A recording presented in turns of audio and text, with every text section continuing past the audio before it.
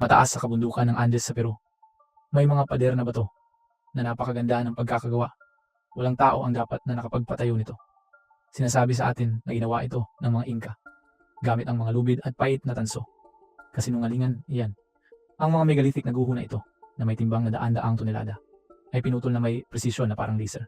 Sa loob ng maraming siglo, nagtaka ang lahat sa misteryong ito. Ngayon, isang makapangyarihang bagong Ebalina ay Papuan Ara ang nag-analisa ng nakatagong data, ng lihim na geometry at ng imposibleng marka ng mga kagamitan. Ang sagot na nakita nito ay hindi lang nagbabago ng kasaysayan ng Peru. Binabago nito ang kasaysayan ng buong sangkatauhan. Isang suliranin na hindi malutas ng agham. Sa mga lugar tulad ng Sacsayhuaman na nakatanaw sa sinaunang lungsod ng Cusco, kitang-kita mo mismo, malalaking pader na zigzag na gawa sa mga block ng limestone. At kapag sinabing malaki, kulang pa iyon. Ang ilan sa mga individual na batong ito ay may timbang na mahigit 120 tonelada.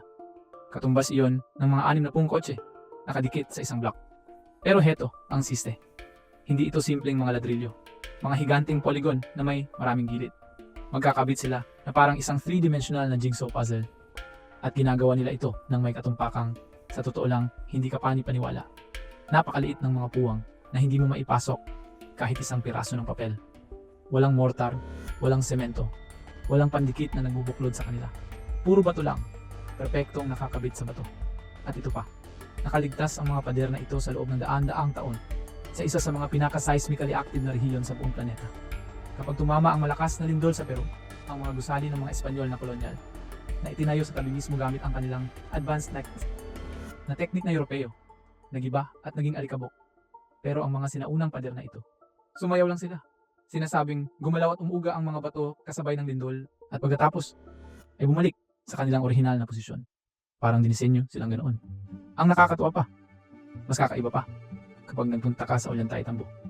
Isa itong fortress temple na nasa halos 7,200 talampakan ng taas. Dito, makikita mo ang 6 na napakalaking monolith ng pink granite, nakatayo sa isang perpektong linya. Bawat isa ay may timbang na mahigit 50 tonelada. Natunto ng mga geologist ang pinagbulan ng granite na ito. Galing ito sa isang quarry sa ibang bundok. Mga 4 na milya ang layo. Kaya, heto ang sitwasyon. Para madala ang mga 50 toneladang bato mula sa quarry patungo sa construction site, kailangan ng mga tagapagtayo na ibaba ang mga ito sa matarik na bundok. Pagkatapos alusin kung paano tatawirin ang malakas na agos ng ilog, at pagkatapos ay hilahin ang mga ito paakyat sa isa pang matarik na bundok. Lahat ng ito sa mataas na altitude kung saan manipis ang hangin. Walang ebidensya ng mga gulong, advanced na crane, o maging mga hayop na sapat ang lakas para sa trabaho. Paano nila nagawa iyon? Pero ang tunay na nakakalito ay hindi lang ang paglilipat, ang paghubog. Marami sa mga estrukturang ito at iba pa sa mga lugar tulad ng Pumapunggo ay gawa sa andesite at diorite.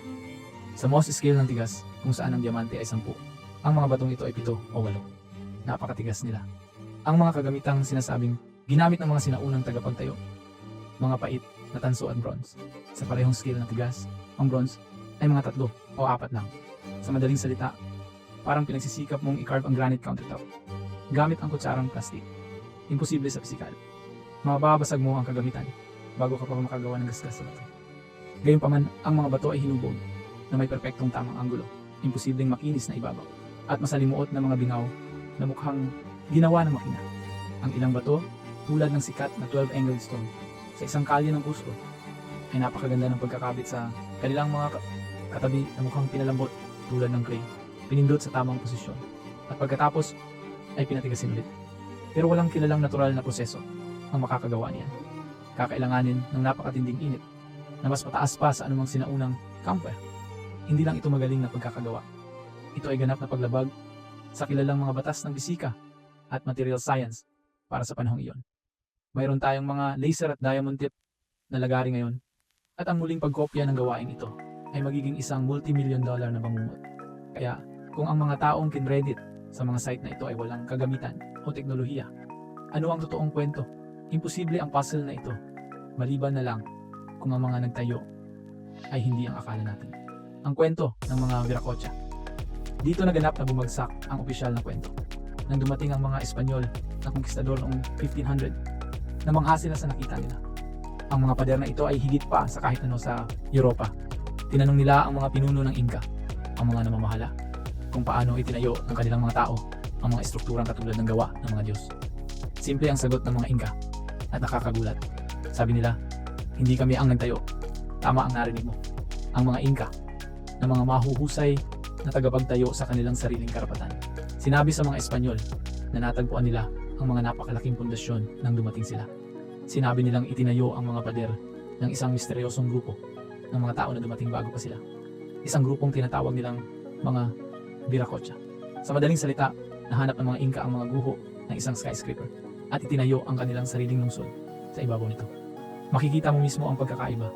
Ang mas lumang megalithic na gawa ay gumagamit ng malalaking, perpektong, nakakabit na bato na walang mortar. Pagkatapos, nakapatong sa ibabaw nito, makikita mo ang huling gawa ng Inca. Gumagamit ito ng mas maliliit, mas magaspang na bato. Lahat ay pinagsama-sama gamit ang simpleng clay mortar. Parang may nagtayo ng pundasyon ng supercar na pagkatapos ay may ibang dumating at naglagay ng wooden wagon sa ibabaw nito. Magkalayo ang dalawang estilo. Lumilikha ito ng napakalaking butas sa ating mga libro ng kasaysayan. Kung hindi ang Inca ang nagtayo, sino? Walang nakasulat ng mga talaan, walang blueprint, walang pangalan para sa ghost civilization na ito, maliban sa mga mito. Isang ganap na blank spot. Nahirapan ang mainstream na arkeolohiya sa isyong ito sa loob ng maraming dekada. Sinusubukan nilang i-date ang mga naistruktura. Pero heto ang problema. Hindi mo maaaring i-carbon date ang bato. Maaari mo lang i-date ang organic na materyales na natagpuan sa paligid nito, tulad ng isang piraso ng uling mula sa apoy o isang piraso ng lubid. At kapag ginawa nila iyon, ang mga petsa na nakuha nila ay hindi magkakasundo. May ilan na nagmumungkahi ng aktibidad na nagsimula libu-libong taon bago pa man umiral ang mga Inca. Ang hindi nalalaman ng karamihan ay ang mga lokal na alamat na ipinapasa sa bawat henerasyon ay nagkukwento ng ibang istorya. Pinag-uusapan nila ang isang panahon kung kailan ang mga Diyos ay naglakad sa lupa. Ang mga Diyos na ito o ang mga Viracocha ay may kapangyarihang tatawagin nating mahika.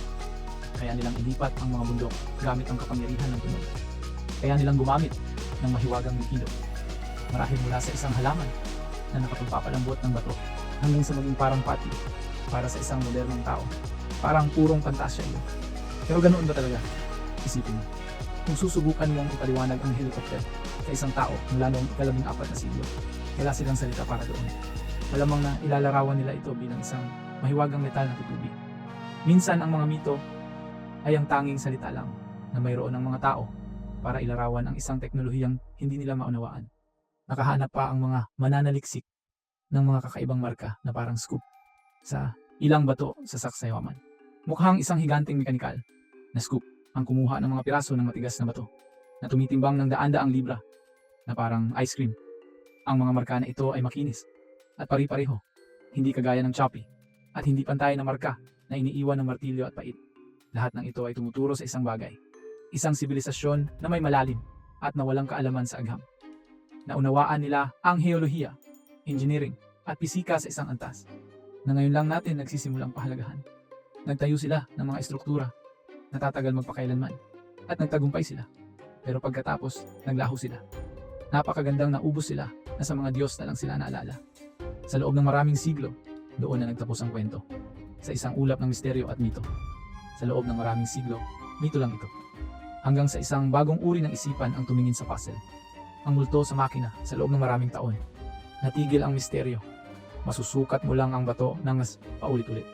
Pero pagkatapos ay dumating ang revolusyon sa teknolohiya. Ang mga bagay tulad ng satellite imaging, LIDAR, na gumagamit ng mga laser para i-map ang lupa sa 3D, at ground penetrating radar ay nagsimulang tanggalin ang mga patong ng lupa at panahon. Inilantad ng bagong teknolohiyang ito ang nakatagong mga plataporma, mga nakabaon na pader, at buong sistema ng mga terasa na hindi nakikita sa loob ng daan-daang taon. Ang tunay na sukat ng mga sinaunang construction project na ito ay 10 beses na mas malaki kaysa sa kahit kailan naisip ng sino man. Pero ang lahat ng bagong data na ito ay lumikha ng bagong problema. Napakarami. Bilyon-bilyong data points. Sobrang dami para sa kahit anong human team na iproseso. Parang may library ka na may 1,000,000 libro pero walang katalogo. Dito binago ng artificial intelligence ang lahat. Sinimulan ng mga mananaliksik na i-feed ang lahat ng data na ito. Ang mga LIDAR scan, ang mga geological survey, ang astronomical alignment data, at libu-libong high-resolution na larawan sa isang makapangyarihang deep learning neural network. Hindi para maghanap ng isang partikular na sagot ang trabaho ng AI. Ang trabaho nito ay maghanap ng mga pattern na hindi kailanman makikita ng mata ng tao. At ang natuklasan nito, ang susi na sa wakas ay nagbubukas sa buong misteryong ito. Una, sinimulan ng Abe-Suad na pagkonektahin ang mga tuldok. Natuklasan nito na 12 ng mga site na pinaghihiwalay ng daan-daang milya ng mabangis na terrain ng bundok ay nagbabahagi ng eksaktong parehong natatanging architectural signature. Hindi magkatulad ang pinag-uusapan natin. Magkakapareho. Nakahanap ito ng mga partikular at komplikadong anggulo na paulit-ulit na lumilitaw. Nakahanap ito ng parehong estilo ng interlocking polygon maging sa Cusco o sa isang site na daan-daang milya ang layo. Nakahanap pa ito ng mga consistent na astronomical alignment. Lahat ay tumpak sa loob ng isang bahagi ng isang degree. Isa itong fingerprint. Nagtapos ang ABKNI na may higit 79 na porsyentong probabilidad na ang mga estrukturang ito ay hindi itinayo ng magkakaibang, nakakalat na kultura sa paglipas ng panahon. Lahat sila ay itinayo ng isang solong, nagkakaisang sibilisasyon na may standardized at napaka-advanced na template ng engineering. Pero mas maganda pa, inaanalisa ng AI ang mga marka na kagamitan sa mismong mga bato. Ang mga kakaibang marka na parang scoop, natukoy ng AI, iyang mga pattern na consistent sa paggamit ng high-frequency vibrational tools. Sa madaling salita, sonic technology. Ang mga alamat ng paglipat ng bato gamit ang tunog ay bigla na lang hindi alamat. Paglalarawan ito ng pisika. Gamit ang tamang frequency, maaari kang lumikha ng isang field na nagpapadali sa paglipat ng mabibigat na bagay o kahit basagin ang bato na may pinpoint precision. Pagkatapos, may na-flag pa ang AI sa ibabaw ng ilan sa mga pinakamatitigas na bato. Nakahanap ito ng ebidensya ng vitrification. Ito ay isang manipis na glass-like na patong na nabubuo lamang sa pagkakalagay ng bato sa bigla at matinding nakafocus na init. Tugma ito sa isa pang alamat, ang tungkol sa likidong nagpapalambot ng bato. Paano kung hindi ito likido, kundi isang energy tool, isang device na nakapagpapatunaw ng ibabaw ng bato na nagpapahintulot sa paghubog nito tulad ng clay bago ito muling tumigas, halos kaagad. Nalutas na ng AI. Ang misteryo ay hindi kayang itayo ng mga tao ang mga estrukturang ito, kundi ang mga taong nagtayo nito ay may access sa isang forma ng teknolohiya na ngayon pa lang nating natutuklasang muli. Isang nawalang high-tech na sibilisasyon sila. Sinagot ng AI ang sino at paano. Pero iniwan nito ang pinakamalaking tanong. Saan sila napunta? Ano ang natitira? Kapag wala na tayo. Kaya, meron tayong kamanghamanghang larawan ngayon. Tama? Isang napaka-advanced na sibilisasyon, mga master ng bato, mga master ng acoustics at enerhiya na umuunlad sa Andes libu-libong taon na ang nakakaraan. Isang kulturang napaka-sophisticado na ang fingerprint nito ay nakikita pa rin ngayon salamat sa isang AI na sa wakas ay nakapagbasa nito. Pero bakit sila naglaho? Bakit sila nawala ng ganap na naalala lang sila bilang mga Diyos o mito? Ang totoo, kapag nagtatayo ka gamit ang bato, ang iyong gawa ay makakaligtas sa halos kahit ano. Pero ang iyong mga tao, ang iyong mga talaan, ang buong paraan ng iyong pamumuhay, mas marupok yun. Maraming mga siyentipiko at mananaliksik ngayon ang tumuturo sa isang solong pandaigdigang kalamidad. Isang pangyayaring naganap mga 12,000 taon na ang nakakaraan nakilala bilang Younger Dryas. Isang panahon ng matinding kaguluhan sa klima. Nagmumungkahi ang ebidensya mula sa mga ice core at geological record na maaring may kometang naghati at tumama sa ice sheet ng North America. Ang pangyayaring ito ay magti-trigger ng mga lindol sa buong planeta, napakalaking mga pagsabog ng bulkan, at mga mega flood sa isang sukat na mahirap isipin. Mga pader ng tubig na milya-milya ang taas na gumagapang sa mga kontinente. Sa South America, napakalaki ng geological evidence para sa ganoong uri ng mega flood. Ang ganitong pangyayari ay hindi lang magwawasak ng isang lungsod. Lilinisin nito ang lupa. Buburahin nito ang halos bawat bakas ng isang sibilisasyon. Lahat, maliban sa kanilang pinakamalaki, pinakamalakas, at pinakasobrang engineered na mga estrukturang bato. Isipin mo sandali, isang gabi, wala na lahat. Ang mga nakaligtas, kung mayroon man, ay mga ngalat, at ang kanilang base ng kaalaman ay mababasag. Ang mga komplikadong teknik para sa paghubog at paglipat ng bato na ipinapasa sa bawat henerasyon ng mga master ay mawawala sa isang iglap. Ang tanging matitira ay ang mga tahimik at imposibleng pader, mga henerasyon ng lilipas, at mga bagong kultura tulad ng Inca, ang babangon mula sa mga abo. Matatagpuan nila ang mga kamanghamanghang guho na ito. At dahil wala silang alaala kung sino ang nagtayo, iisipin nilang gawa ito ng mga Diyos o higante. Yun lang ang paliwanag na makatuwiran. Itatayo nila ang kanilang sariling tahanan sa mga sinaunang pundasyong ito. Hindi alam na nakatira sila sa mga buto ng isang nakalimutan at napakatalino na nakaraan. Ang totoo, dito nagiging nakakatakot. Nakapagpapaisip, hindi ba? Tingnan natin ang sarili nating sibilisasyon, kasama ang lahat ng ating mga computer, satellite, at mga global network. Nadarama nating napaka-permanente, napaka-makapangyarihan. Pero ang nakakatawa ay kung gaano ito karupok. Ang buong digital na mundo natin, lahat ng ating naipon na kaalaman, ay maaaring mabura ng isang sulong napakalaking solar flare. Ang ating mga lungsod na salamin at bakal ay hindi itinayo para makaligtas sa 10,000 taon ng pagpapabaya. Mababasag sila at lalamunin ng kalikasan. Kaya, heto ang sitwasyon. Isipin mo kung ano ang matitira sa atin 12,000 taon pagkatapos ng isang pandaigdigang kalamidad. Marahil, baka ang tanging mga bagay na makakaligtas ay ang mga pinakasobrang engineered na bagay na naitayo natin kailanman. Ang mga mukha na granite ng Mount Rushmore. Ang napakalaking puso ng konkreto ng Hoover Dam.